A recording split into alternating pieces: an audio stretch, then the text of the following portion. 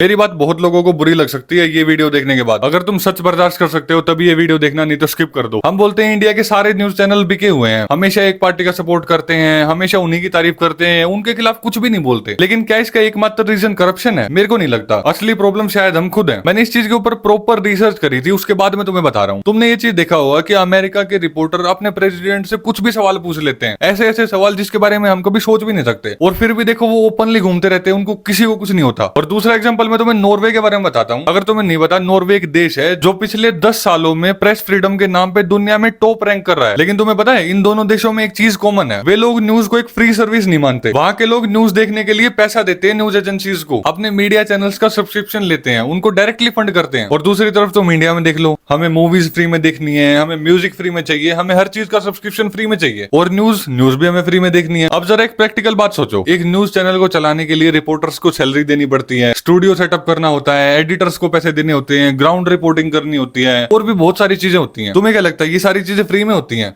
इन चीजों के लिए भी तो पैसा लगता है। अब अगर हम लोग न्यूज चैनल्स को पे ही नहीं कर रहे तो वो पैसा कमाएंगे कहां से? अब तुम बोलोगे कि वो एड्स दिखा के पैसा कमा सकते हैं, लेकिन इसमें भी एक प्रॉब्लम है। अगर कोई पार्टी सरकार के खिलाफ कुछ भी बोलती है ना, तो उसको ब्रांड स्पॉन्सरशिप मिलनी भी कम हो जाती है, क्योंकि फिर वो पार्टी उन कंपनियों के पीछे पड़ जाती है जो उसको स्पॉन्सर कर रही है। तो अब सवाल ये है कि अगर ऑडियंस भी पैसा नहीं देगी और एडवर्टाइजमेंट से भी कुछ पैसा नहीं आ रहा, तो न्यूज चैनल पैसा कैसे कमाएंगे? और यहीं से मेरे ओपिनियन में रियल प्रॉब्लम स्टार्ट होती है। अब जब किसी मीडिया हाउस के पास पैसा ही नहीं है, तो उसको पैसे के लिए किसी सोर्स पे डिपेंड होना पड़ेगा जो ज्यादा पावरफुल और उसको पैसा दे। अब इस टाइम पे एंटर करती हैं पॉलिटिकल पार्टीज। इन्हीं सारी चीजों का फायदा उठा के पॉलिटिकल पार्टीज उनको भर भर के पैसा देती हैं। और बस फिर अब अगर कोई पार्टी तुम्हें पैसा दे रही है, तुम उसके खिलाफ थोड़ी बोलोगे, वो तो तुम्हारा बॉस हो गया एक टाइप से। पर ये नहीं कि मैं किसी का सपोर्ट कर रहा हूँ। तुम खुद एक चीज सोचो, अब तुम अपने ऑफिस में काम करते हो, क्या तुम अपने बॉस के खिलाफ कुछ बोल सकते हो? क्योंकि ये चीज तुम्हें पता है कि अगर मैं इसके खिलाफ बोलूंगा तो ये मुझे निकाल देगा, और मुझे तो पैसे की जरूरत है। अब इसका सोल्यूशन सोचो, अगर किसी न्यूज चैनल के पास करोड़ों सब्सक्राइबर हो जो उसको सिर्फ 100 रुपए पर मंथ भी दे रहे हो, सोचो उसके पास 1000 करोड़ रुपए बिना किसी फंडिंग के आ जाएंगे। तो उस टाइम पे वो न्यूज चैनल अपने आप जनता के लिए बोलना स्टार्ट कर देगा, क्योंकि उसको मेन पैसा तो जनता से आ रहा है ना, और इसीलिए वो ज्यादा इंडिपेंडेंट भी हो पाएंगे। और तुम ये सोचो कि अगर सारे न्यूज चैनल में सब्सक्रिप्शन से ही पैसा आने लगा, कि जनता सब्सक्राइब करती है तो पैसे आते हैं, तो तुम सोचो सभी चैनल में कंपटीशन हो जाएगा कि मैं अच्छी से अच्छी न्यूज दिखाऊं, तो ताकि ज्यादा से ज्यादा लोग मेरे को सब्सक्राइब करें, और इससे पूरी की पूरी मीडिया इंडिपेंडेंट हो जाएगी। अब यहाँ पे फिर सवाल ये नहीं है कि मीडिया के पास फ्रीडम क्यों नहीं है, यहाँ पे मेन सवाल ये है कि क्या हम मीडिया की फ्रीडम के लिए पैसा देने के लिए तैयार हैं, जैसे अमेरिका और नॉर्वे के लोग करते हैं। हम रोज ये बात बोल देते हैं कि मीडिया चैनल बिक गए हैं, लेकिन अगर कल को तुम्हारे फेवरेट न्यूज चैनल ने तुम्हारे से सिर्फ 99 रुपीज पर मंथ मांग लिए, क्या तुम पे करोगे? सच सच बताना कमेंट करके, और अगर वीडियो अच्छी लगी हो तो अपने दोस्तों को जरूर शेयर करना।